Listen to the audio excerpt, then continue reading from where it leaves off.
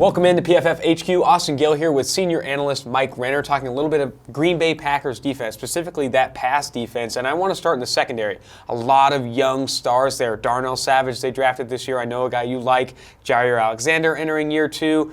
The youth, both promising and scary at the same time. What can you expect from them? Yeah, it's a very exciting time in that Packers secondary because you look at the starters there.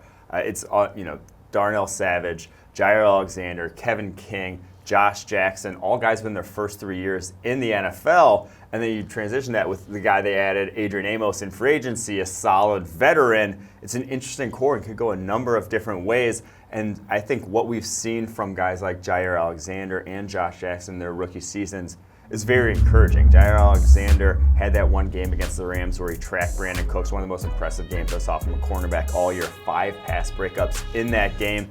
Josh Jackson wasn't quite on par with Alexander in terms of performance. I expect Alexander to be one of the best cornerbacks in the NFL this year in year two for what we saw from him as a rookie year. Josh Jackson was far more up and down as a rookie, but we loved him coming out of Iowa. We said he had the best zone instincts of anyone in the class, but then he goes to the Packers system where they play a ton of man.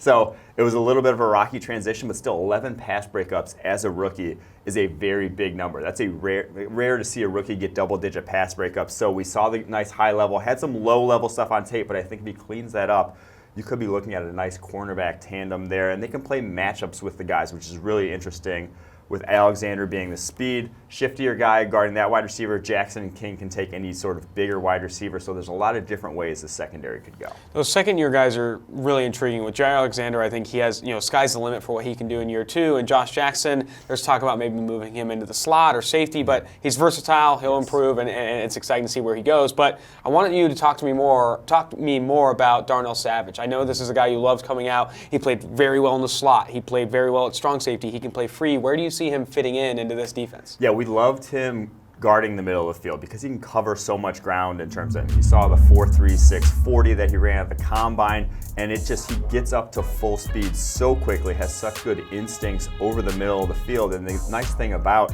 where he went in that Packers defense and why I think they coveted him so highly and traded up to get him there in the first round is they play a very defined roles with their safety. Mike Pettin does.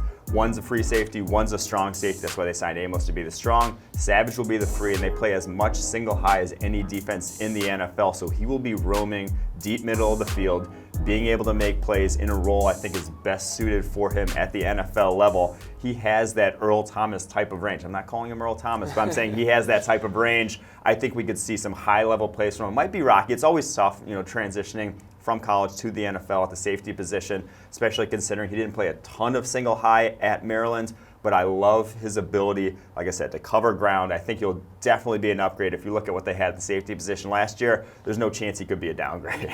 Earl Thomas is a comparison. Also Bob Sanders is one that Sam threw out. He has such great range. That 10-yard split he put forth at the combine is one of the best we've seen at the safety position in recent years. I'm excited for that. But let's go into the trenches.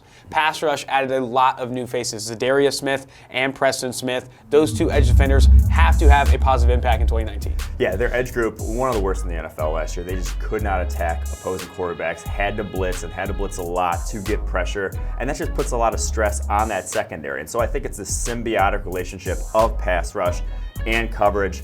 Those two guys will be maybe a big improvement from what they had back in 2018. So the pass rush is going to get better. That's going to help the guys on the back end. I think both units improving a lot. You could see a much, much different Packers defense in 2019. With Za'Darius Smith and Preston Smith, veterans coming in free agency, but you also have rookies. Kingsley Keke coming in the 5th round and Rashawn Gary, obviously the first-round pick. How do you see them fitting in year one? Yeah, I think they did not have a lot of interior pass rush outside of Mike Daniels and Kenny Clark. Just no one really attacking the quarterback there. So I do think Rashawn Gary and Keke will be an upgrade in that regard. We obviously were not as high on Gary as where the Packers ended up selecting him.